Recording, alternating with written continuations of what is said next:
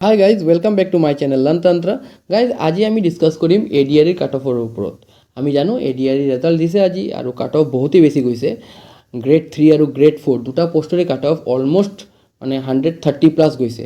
কিন্তু এই কাট অফটো ইমান হাই যোৱাৰ কাৰণটো কি হ'ল, কি কাৰণত কাট অফ হাই গৈছে? সো এইটো ভিডিঅ'ত আমি এইটো ডিসকাস কৰিম আৰু এই ভিডিঅ'টোৰ মাজত নেক্সট আপোনালোকৰ ষ্ট্ৰেটেজি কি হ'ব লাগে। যদি আপুনি এই বছৰ সিলেকশ্যন নাই পোৱা তো আপুনি নেক্সট টাইম কেনেকৈ সিলেকশ্যন পাব পাৰিব এইটোৰ ষ্ট্ৰেটেজি কৈ দিম। গাইজ মোৰ প্ৰিভিয়াছ এক্সপিৰিয়েঞ্চ আছে, আজি মই জব কৰি আছোঁ, প্ৰিভিয়াছ এক্সপিৰিয়েঞ্চ লৈ জব কৰি আছোঁ, ঠিক আছে গাইজ। তো মই আপোনালোকক কি ষ্ট্ৰেটেজি ফ'ল' কৰিলে নেক্সট টাইম 2025ত আপুনি সিলেকশ্যন পাব। ভিডিঅ'টো ষ্টাৰ্ট কৰাৰ আগত এটা ৰিকুৱেষ্ট, যদি চেনেলত ফাৰ্ষ্ট টাইম মোৰ ভিডিঅ' চাই আছে তেনেহ'লে চেনেলটোক ছাবস্ক্ৰাইব কৰি ল'ব আৰু ভিডিঅ'টো ভাল লাগিলে ভিডিঅ'টো লাইক এণ্ড শ্বেয়াৰ কৰিব, ঠিক আছে গাইজ। চ' ব'লক আমি ভিডিঅ'টো ষ্টাৰ্ট কৰোঁ। ত' কাট অফ বেছি যোৱাৰ আটাইতকৈ ডাঙৰ কাৰণটো হ'ল লেছ নাম্বাৰ অফ পোষ্ট।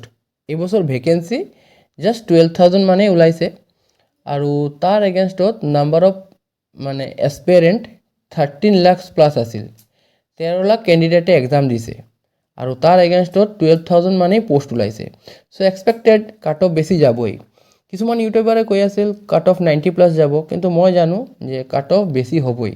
কেলৈ কি ডে বাই ডে মানুহে মানে এছপেৰেণ্টে নলেজ গেইন কৰি আছে আৰু আজিকালি সকলোৱে এটা এক্সাম দিয়াৰ আগত বহুতেই প্ৰিপেয়াৰ কৰে। কোনোবা যদি 2 মাহ বা 3 মাহ পঢ়ি যদি ভাবে যে মই এই এডিআৰি এক্সাম পাছ কৰি যাম, তো তাৰ কাৰণে এইটো বহুতেই টান হ'ব। আৰু এই বছৰৰ যিটো কুৱেশ্যন পেপাৰৰ লেভেল আছিলে বহুতেই হাই আছিল। তো ইমান ষ্টেণ্ডাৰ্ড কুৱেশ্যন পেপাৰত মাৰ্কছ কেৰি কৰাটো, মাৰ্কছ তোলাটো ইমান ইজি নহয়।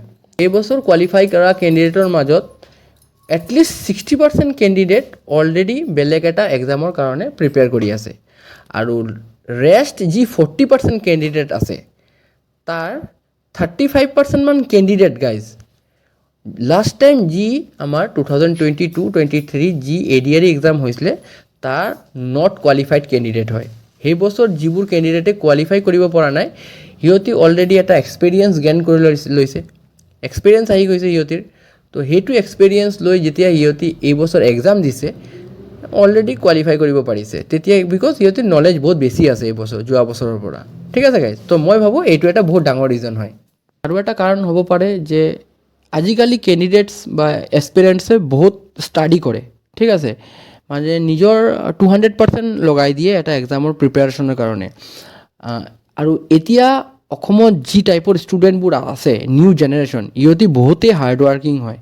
বেলেগ ষ্টেটৰ পৰা বিহাৰ উত্তৰ প্ৰদেশৰ পৰা ইহঁতি চাই আছে যে বেলেগ ষ্টেটৰ কেণ্ডিডেটছবোৰ বহুতেই হাৰ্ড ৱাৰ্কিং হয়। তো এতিয়া অসমতো কি হৈ আছে, ষ্টুডেণ্টবোৰ শিকি আছে কেনেকুৱাকৈ হাৰ্ড ৱাৰ্ক কৰিব লাগে, কেনেকুৱাকৈ ষ্ট্ৰেটেজি বনাব লাগে, এক্সাম ষ্ট্ৰেটেজি, এক্সাম এটা পাছ কৰাৰ কাৰণে কি ষ্ট্ৰেটেজি লগাব লাগে। গাইজ এইটো ভিডিঅ'ত মই নেক্সট আপোনালোকক কৈ দিম যে এই বছৰ নেক্সট 2025ত যি আকৌ এবাৰ এডিআৰি এক্সাম হ'ব তাত আপোনালোকে কি ষ্ট্ৰেটেজি লগাব।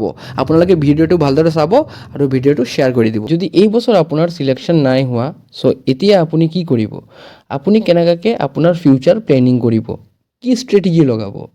গাইজ ইয়াত ক'বলগীয়া দুটা কথা আছে আৰু সেই কথাটো ডিপেণ্ড কৰে আপোনাৰ ফাইনেন্সিয়েল কণ্ডিশ্যনৰ ওপৰত, আপোনাৰ ফেমিলিৰ ফাইনেন্সিয়েল কণ্ডিশ্যনৰ ওপৰত। যদি আপোনাৰ ফেমিলিৰ ফাইনেন্সিয়েল কণ্ডিশ্যন ভাল আছে তেনেহ'লে মই আপোনাক ছাজেষ্ট কৰিম আপুনি এই চাকৰিৰ পিছত দৌৰি নাথাকিব, আপুনি নিজৰ এটা বিজনেছ ষ্টাৰ্ট কৰক। আজিকালি বহুত অপৰচুনিটি ওলাই আছে, এডভান্টেজ আছাম 2 আহি গ'ল। গাইজ আপোনালোকে জানে অসমত এতিয়া ছেমি কণ্ডাক্টৰ ইণ্ডাষ্ট্ৰী ষ্টাৰ্ট হ'ব গৈ আছে বাই 2025-26। তো ছেমি কণ্ডাক্টৰত কেনেকুৱাকৈ জব পাব তাৰ ওপৰত ডিটেইলছ ভিডিঅ' নেক্সট ডে আহি আছে, ঠিক আছে গাইজ। যদি আপোনাৰ ফাইনেন্সিয়েল কণ্ডিশ্যন ভাল থাকে তেনেহ'লে আপুনি বিজনেছৰ ফালে মুভ কৰক, কেলৈ কি বিজনেছত বহুতো অপৰচুনিটি আছে আৰু জবৰ পৰা 100% ভালেই হয়। আৰু যদি আপোনাৰ ফেমিলিৰ ফাইনেন্সিয়েল কণ্ডিশ্যন ভাল নাই তেনেহ'লে এই জবটোৱে আপোনাৰ ওৱান এণ্ড অনলি অপশ্যন। এইটো কাৰণে আপোনাৰ 200% দিব লাগিব আৰু ইয়াৰ কাৰণে আপুনি ফাৰ্ষ্ট অফ অল আপোনাৰ এই বছৰ আপোনাৰ কেলৈ জবটো আপুনি নাই পোৱা, আপোনাৰ লেকিং পইণ্টবোৰ কোনকেইটা হয় এইকেইটা ওলাব লাগিব। যদি আপুনি মেথছ নাই পৰা, যদি আপুনি ৰিজনিং নাই পৰা, যদি আপুনি টাইম মেনেজমেণ্ট কৰিব নাই পৰা, এইকেইটাৰ আগত এটা লিষ্ট কৰক আৰু সেইকেইটাৰ ওপৰত আপুনি এইবছৰ যত্ন কৰক। যেতিয়া আপুনি নিজক ৰেক্টিফাই কৰিব তেনেহ'লে আপুনি নেক্সট টাইম 2025 যি ADR এক্সাম হ'ব তাত আপোনাৰ চিলেকশ্যন 100% হ'বই হ'ব। গাইজ এটা কথা মনত কৰিব, এই বছৰ যিসকল কেণ্ডিডেট চিলেকশ্যন হ'ল তাৰ 40% কেণ্ডিডেট প্ৰিভিয়াছ ইয়াৰৰ ADR এক্সাম ফেইল কৰা মানে নট কোৱালিফাইড কেণ্ডিডেট হয়। সিহঁতি 2 বছৰত বহুত কষ্ট কৰিলে, ষ্ট্ৰেটেজি বনালে, তেতিয়াই এই বছৰ পাছ হ'ব পাৰিলে। ঠিক আছে গাইজ, তো এইটো এটা বহুত ইম্পৰ্টেণ্ট পইণ্ট হয়। গাইজ মনত থ'ব, আপোনাৰ কষ্ট কেতিয়াও এনেই নাযায়।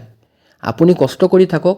এতিয়া বিভিন্ন মানুহে বিভিন্ন ধৰণৰ কথা আপোনাক পাতিব। কোনোবা ক'ব যে এবাৰ ফেইল কৰিলি আৰু কি ADR দিবি।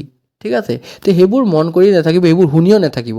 আপোনাৰ যদি ফাইনেন্সিয়েল কণ্ডিশ্যন ভাল নাই, মই সেইটো কৈ আছোঁ, কিন্তু আপোনাৰ কষ্টৰ বাহিৰত আৰু আপোনাৰ একো অপশ্যন নাই। আপুনি কষ্ট কৰিবই লাগিব। চ' গাইজ, মই ফাইনেলি তোমালোকক এটাই কথা ক'ম, প্লেনিং ইজ দ্য কি টু ছাকচেছ। তুমি যদি প্ৰপাৰ প্লেনিং কৰা এক্সাম এটাৰ আগত, আৰু এক্সাম এটাৰ 2 মান্থ অৰ 3 মান্থৰ আগত নহয়, 2-4 মাহৰ আগত নহয়, 1 বছৰ আগত যদি তুমি প্লেনিং কৰা, তেতিয়াই তুমি সেই প্লেনটোক এক্সিকিউট কৰিব পাৰিবা। চ' যদি তোমাৰ জবৰ নিড আছে, যদি তুমি জব এটা লাগেই, তেনেহ'লে তুমি এতিয়াৰ পৰাই লাগিব। তেনেহ'লে তুমি 2025ৰ লাষ্টত বা 2026ত যি ADR এক্সাম হ'ব তাত তোমাৰ 100% চিলেকশ্যন হ'বই হ'ব। ঠিক আছে।